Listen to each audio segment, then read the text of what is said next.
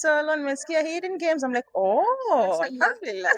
Of course Dada Zulfa ni mentor wa wengi, hata kama sio kila mtu anamfuata personally ni mentor wake, lakini I hope watu wengi ni mentor wetu including me. Mimi nimekuwa nikijifunza vitu vingi sana kutoka kwake. Have been following her kwenye social media. So Dada Zulfa, assalamu alaikum. Wa alaikum salam wa rahmatullah. Vipi hali habibti? Mfurahi. Nimo. Wallahi nimefurahi kukutana na wewe hapa. Mimi zaidi huwa nawaona lakini sijajua who is behind this. So long nimesikia hidden games, I'm like, oh, alhamdulillah. So it's nice meeting you too. Alhamdulillah. So like mimi nataka kujua Dada Zulfa mko kufanya vitu vingi, Yeah. lakini pia how are you balancing motherhood like being a mtu ambaye una participate kwenye vitu vingi vya community, unasaidia jamii? Sio ngumu sana? Ni ngumu, of course. Unaamini Ni vipi? ngumu, ndio maana pia wengi hawawezi. Kwanza can say kama alivyotuambia Dr. Haifa leo, nia inabeba kila kitu, kwa sababu nafanya kwa ajili ya nini? Ukikumbuka ninafanya kwa ajili ya Allah, basi lazima kila kitu chakifanya. Yani wanangu nawakuza kwa ajili ya Allah, lazima niwalee. Muslima boss naifanya kwa ajili ya Allah, lazima Muslima boss iendelee. Leo kuna volunteering hapa, lazima ni show up. Ningeweza kukaa nyumbani sababu mimi ni sponsor, lakini ni sponsor volunteer. Yani ile kuhangaikia chochote ambacho ni for the sake of Allah kwangu mimi ni wajibu naona. Kwa hiyo lengo kuu likiwa ni kwa ajili ya Allah, unajikuta kila kitu kimoja ni wajibu kwako. Hilo swala la kwanza. Swala la pili ni planning, I can say. Hauwezi kufanya kila kitu yani huwezi kufanya vitu vyote wakati wote afu wewe.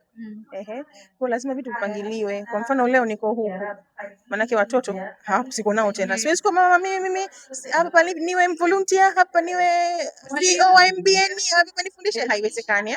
Kwa hiyo una plan kwamba okay, siku ya Jumapili muda huu nitakuwa hapa, manake vingine vyote vitasimama, kinafanyika hivi.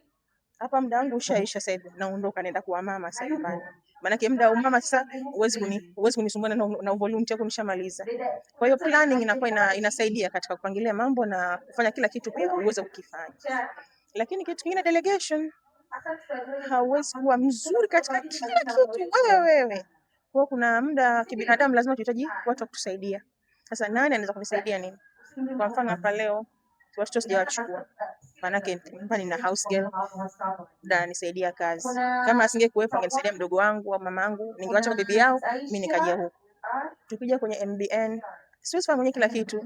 Kwa tunakuwa tuna system za majukumu, zile mgawanyo majukumu. Kila mtu anakuwa anafanya play part yake, inakuwa inasaidia. So I can say that kwenye swala kubalance.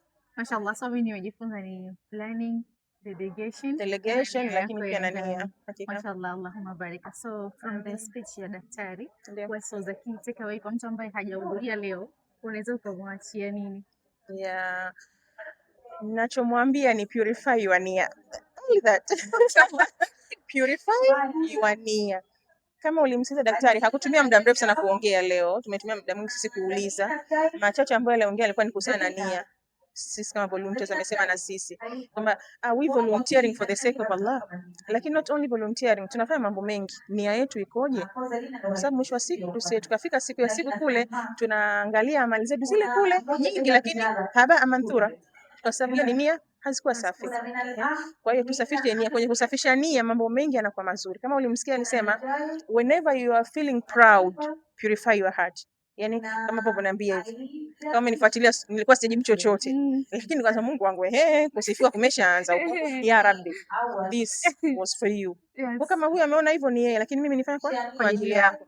Imetokea katika scenario yote umeudhika, labda hapa tumekutana watu wengi, haiwezekani sote tutoke hapa bila kukwazana. Kwa kutakuwa kuna mkwazano wote. Kwa mkwazano umetokea, unajikumbusha kwamba ya Rabbi, this is for you. Kwa muda wowote unapolianza jambo, katikati ya jambo, mwisho wa jambo, nia isafishwe. Yeah. Na naamini hii itatubeba. Kama uliona pale mwanzo alikuwa anazuia tusichukue video. Umeshaona sijui. Yani anakuambia unatakiwa uwe present. And you can't be present if you are busy unachukua video nini? Maana unachukua video akili shahama na ushaanza kufikiria hiyo reel utaitengenezaje hapo akili shahama. You're thinking of creativity. Lakini do you see tulivyoweka wote simu pembeni. ameongea machache, lakini naamini kila mmoja hapa ukimuuliza humu ndani anajua leo nini daktari ameongea. Yeah. So that was my key point, lakini niliuliza swali kama ulisikia kuhusu na mtoto. Sikufikiria mimi kama kwenye zile aspect kuna masuala ya nia. Yaani I was just thinking kwa nia kama kwenye ibada kama hizi. Lakini swali mimi mwanangu kwa daktari. Nia ya nini? Yeah. Ndio naenda kumuuliza hivi leo nikirudi. Kwa mwanangu, why do you want to be a doctor? Yaani leo nenda kumuuliza. So alhamdulillah nimejifunza mengi mno na nimeshaanza kuyafanyia kazi right away.